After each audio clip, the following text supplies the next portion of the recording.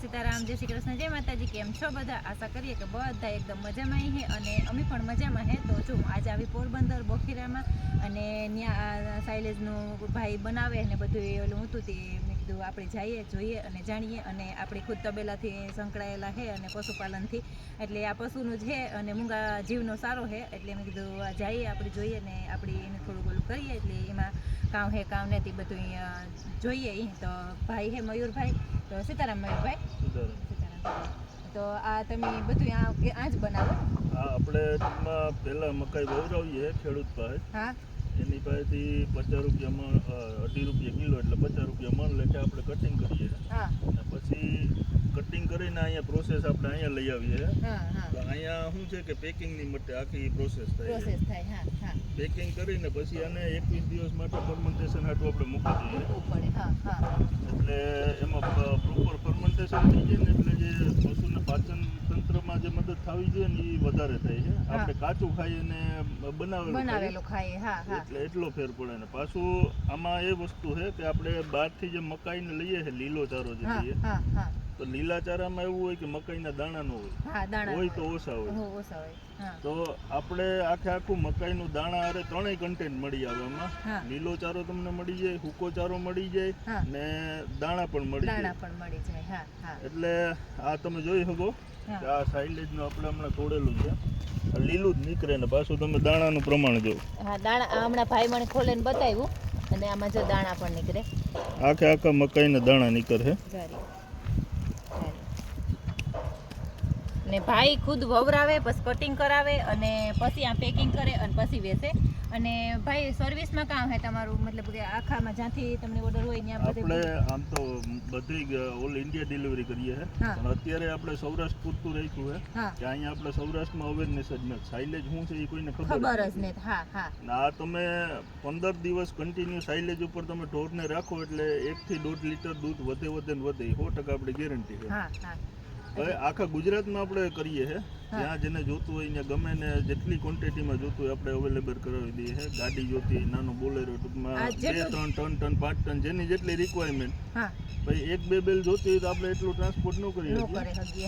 એ પછી અહીંયા આવીને લઈ જવું પડે. હા, થોડું જોતું હોય તો મતલબ કે આ આવીને લઈ જવું પડે, અને વધારે જોતું હોય તો ભાઈ મોકલે જ આપે ડિલિવરી કરી. હા, ને બાકી તો ખવડાવવાથી તો સારો જ ફાયદો છે. મારે એક ભાઈ જ્યાં તબેલાની વિઝિટ લેવા આવ્યા હતા બનાસકાંઠાથી, એ પણ મને બહુ ફોર્સ કરતા હતા અને બહુ કહેતા હતા કે તમે એક વખત ઈ કે સાઇલેજ ખવડાવો. પાછું સાચવવું હેલું છે.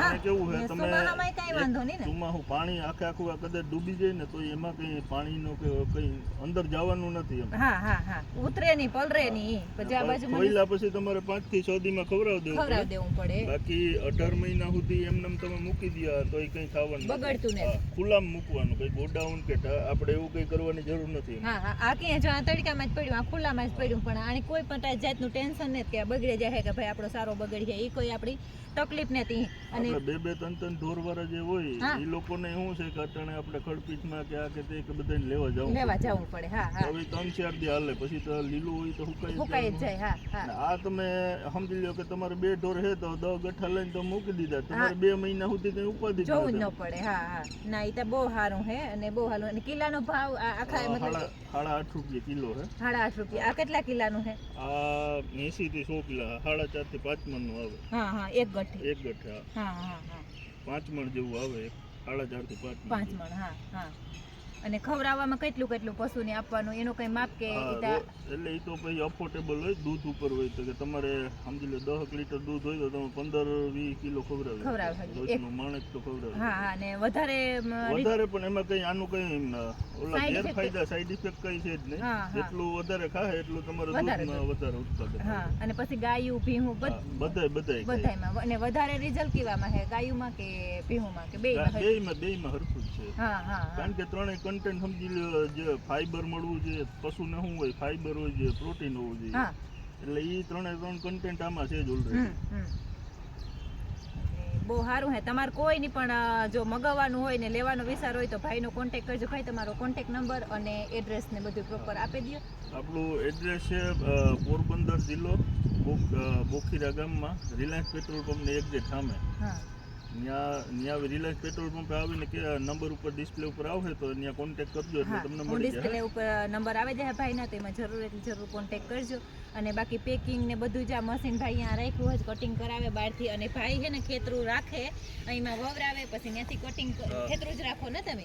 હા, ખેતરું રાખે, એમાં વવરાવે, પછી કટિંગ કરાવે, ને પછી આ બધું પેકિંગ કરવા હાટું માલ આવતો હોય. અને મણી ભાઈનો ફોન તો ઘણા દી પહેલા આવ્યો હતો, પણ મારે થોડો ખોટકો થઈ ગયો હતો એટલે હું આવે નહોતી હગી. એટલે અટાણે બધું કામકાજ બંધ હે, નકર કામ ચાલુ હતું ને તારસભાઈ કટિંગ ને બધું ચાલુ હતું. તારસભાઈ મને કહ્યું હતું કે બેન તમે ફ્રી હોય તો આવે જજો, પણ હું મારા ટાઈમના લીધે નથી આવે હગી. એટલે પછી હું અટાણે ફ્રી હતી, તે અટાણે આવી હતી. તે આ બધું મેં જોયું, મને ગમ્યું અને બહુ સારું હે. એક વખત જરૂર એટલે જરૂર ટ્રાય કરજો. હું ખુદ પણ કરી અને તમે પણ કરજો.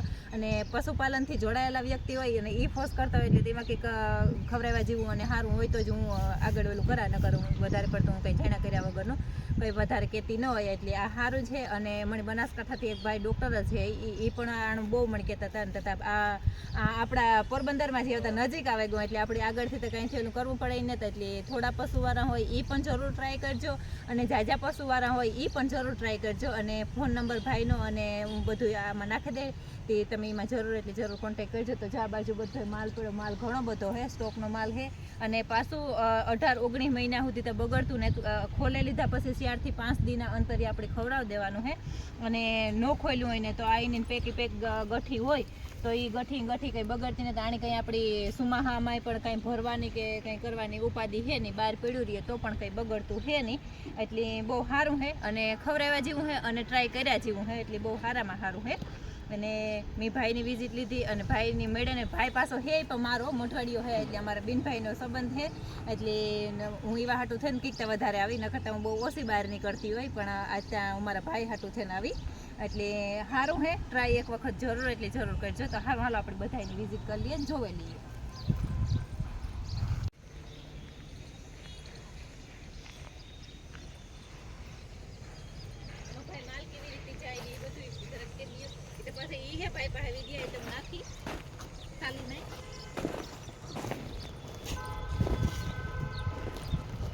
અહીંયાથી આ મજૂર હોય લેબર એ અહીંથી નાખતા જાય માલ, કન્વર બેલ્ટ છે એ આમ ઉપર લેતો જાય. એ પછી અહીંયા જે આ બેલ્ટ છે તો આમાં આની અંદર પ્રોસેસ થતી આખી તૈયાર થતું હોય. આની અંદર ગોળ રોલ આખું બની જાય. ઉપરથી પછી એક ફિલ્મ હોય જે રોલ છે ને, ત્યાંથી એક કટિંગ કરીને આખું રોલમાં વીંટી દે. એ પછી આ આખું આમ ખુલી જાય, બારોબાર નીકળે ને અહીંયા આવી જાય બે લાખી આખી આ રેડી ગઠ્ઠો અહીંયા આવી જાય. પછી અહીંયા એક રોલ હોય, એ રોલથી હું ટૂંકમાં 30 કાંટા મારી દઈએ.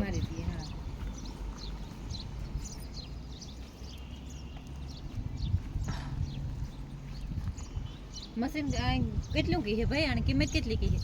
આની કિંમત છે 23 લાખ રૂપિયા. હા,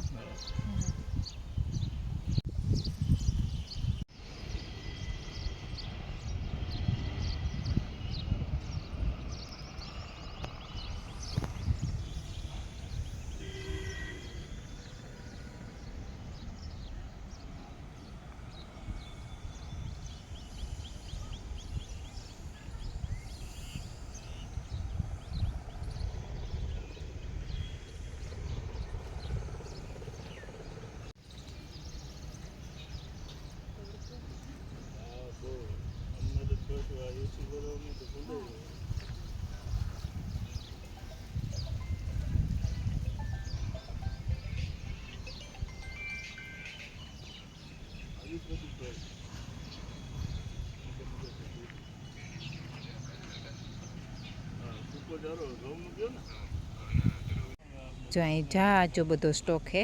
અને પાછું ખોલ્યા પછી 4-5 દી તો આપણે ખવડાવે હગીએ. અને હું ત્યાં 18-19 મહિના સુધી તો બગડતું પણ નથી. એટલે આ સારામાં સારું છે. અને આપણી બહારથી મગાવવું અહીંથી આપણા જ વેલામાં આવ્યું તો આપણે એક વખત અને ટ્રાય કરવી જોઈએ. અને બીજું કામ છે કે દૂધમાં પણ ફાયદો થઈ જાય, કે મકાઈ છે અને મકાઈ લીલી મકાઈનું કટિંગ કરે ને એમાં આ ઓલી અમેરિકન મકાઈ આવે એના જે બિયા હોય એ તો બધા બહુ આપણે ખાવામાં જ ઉપયોગ કરતા હોય. એ મકાઈ છે એ આમાં કટિંગ થઈ જાય. એટલે એમાં પણ મેં આગળ ભાઈ ખોલીને બતાવ્યું ને તે એમાં ઘણું બધું બી જાય. એટલે બહુ સારું છે. ને દૂધવાળા પશુને ત્યાં બહુ ફાયદો કરે, કે મકાઈ ત્યાં આપણે મકાઈ ખોડ ને એ ત્યાં ખવડાવતા જ હોય. તો આ મકાઈનું છે એટલે જો અહીંયા આખો સ્ટોક પડ્યો એ ઓલી બાજુ પણ હે અને આકોરા પણ હે મશીન અટાણ કામ બંધ હે અને આ બધું સ્ટોક થેગલ હે એટલે કોઈની પણ ઓર્ડર કરવો હોય તો જરૂર કરજો